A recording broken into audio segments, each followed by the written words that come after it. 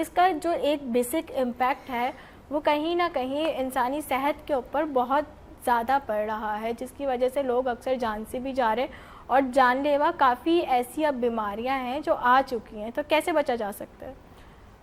بہت شکریہ جی آپ کا. اس میں مس ایسا ہے کہ آج کل تو گرمی کا سیزن ہے، لیکن ابھی ہم مشاہدے میں یہ بات آ رہی ہے کہ کچھ دنوں سے، کچھ عرصے سے جب گرمی آتی ہے تو لمبے عرصے کے لیے آ رہی ہے اور شدت کے ساتھ آ رہی ہے. بالکل. اور اس کا پر ایئر تقریباً 1 سے 2 ڈگری ٹیمپریچر بڑھ کر ہی آ رہا ہے.